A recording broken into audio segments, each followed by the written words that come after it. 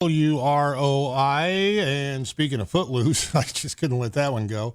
Let's welcome to the studios former U.S. Senator Joe Donnelly and Professor Donnelly at Notre Dame. Yes. Well, thank you for having me. I wanted to come by and say thank you to all of our veterans and to all who lost loved ones in our conflicts. That's Memorial Day, a sacred day.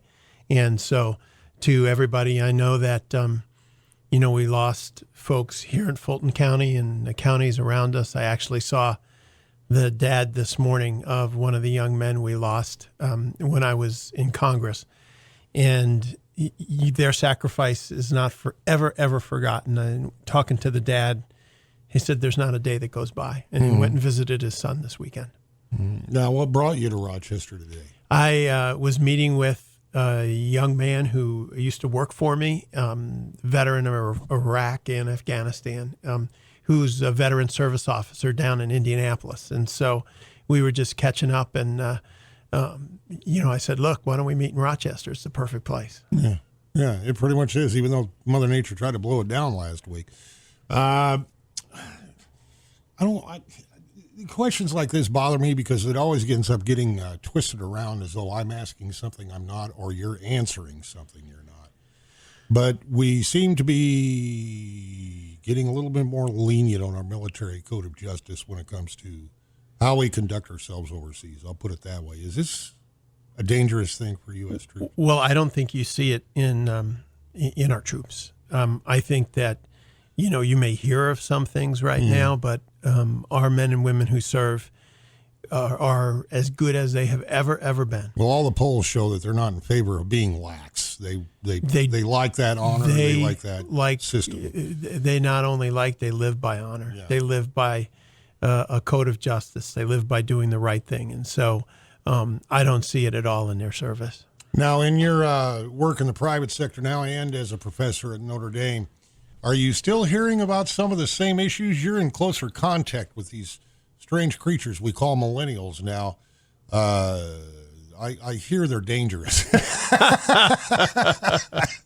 What are you getting? Well, if you're a parent, they're occasionally dangerous to your wallet. Well, yeah, I could tell you stories. The love and affection they give is worth every penny. I assure you. You're instructing young minds on our political process and how our government works, and you're probably getting some feedback anyway on things that are happening. I'm incredibly optimistic about our young people and who they are. I was fortunate to be in a classroom with Notre Dame students this past year. I have always had the privilege to speak at commencements and spend time. I was in Rochester High School a lot over the years. And every year the young people you meet can't help but inspire you. And so we need to live up to that as a nation in terms of not piling debt on their shoulders, in terms of making sure that they have safe roads to drive on, that we are dealing with climate change and we are dealing with it in a responsible way that includes input from our farmers, our ag community. People buy in a lot more when you make them part of the solution. Okay, very good. What are Joe Donnelly's plans for the immediate future? Do you have any along? I am actually preparing my syllabus for next semester. Oh, good. I'm teaching a course on America's strengths and America's challenges, and challenges such as we have $22 trillion in debt right now. We just passed a tax cut that added $2 trillion more to it. At the same time that we have roads that are in horrendous condition in many cases. The strengths are the entrepreneurial spirit of our people, the optimism of our country, the young people that we have coming along. How do we make sure that with other countries around the world who have always looked to us as that shining city on a hill, as Ronald Reagan said, that we continue to lead, that we continue to be a place that everybody looks to for inspiration, for leadership, for the best ideas. That's who America has always been. When you were in Congress, both in the House and the Senate, you were on committees that dealt with our budget. You were on committees that dealt with our military. You were on committees that dealt with our veterans. And almost every attorney general in the country signed off on a letter this week to eliminate student loan debt for disabled veterans. Can we afford that? I guess the better way to put that question is this. So what's your priority? Is your priority to eliminate student loan debt for disabled veterans, or to give a tax cut to folks who, when I was in office, came to me and said, Joe, I'll be the beneficiary of it, they were saying, but our country can't afford it. And there's better places for it to go. I think it's better making sure that our disabled veterans don't have to worry about student loan debt. Mm-hmm. It is something that we should do.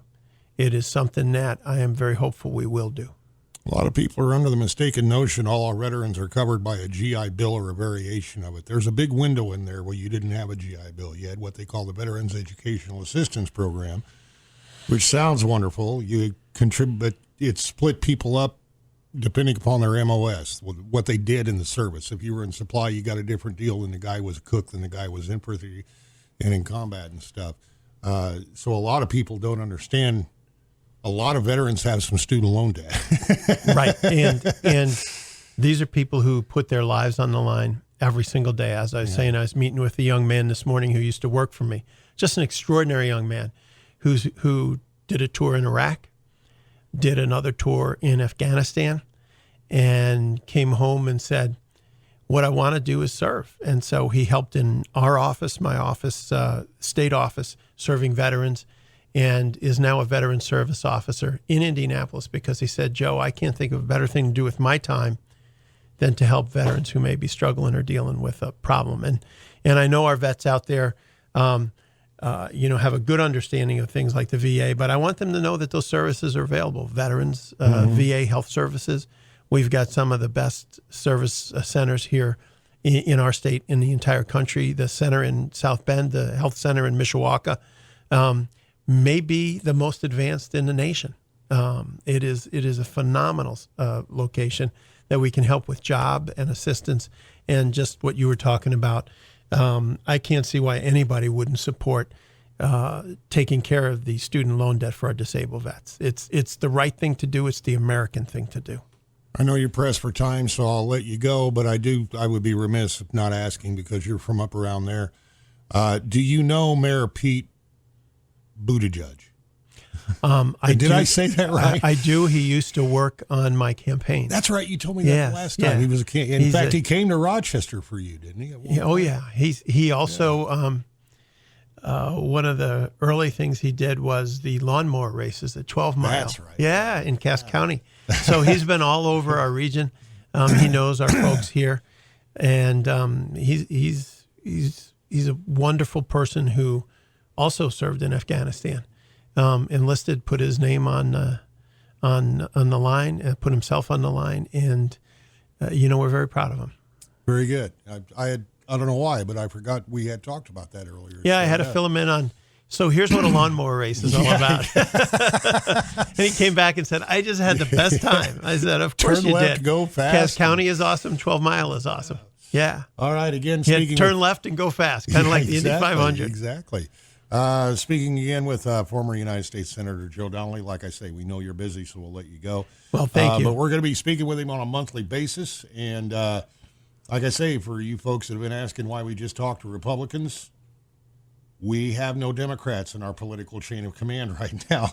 And the senator has a very great deal of experience. And on the flip side of that, we'll be talking to Mike Braun later today. So trying to keep people informed and give them perspective. You know what? The best thing in the world you can do is to be as informed as possible. Yeah. That way you make the best decisions. Yeah, exactly. Well, it's wonderful to be on the air in Rochester again, to be with my friends in Fulton County in the region.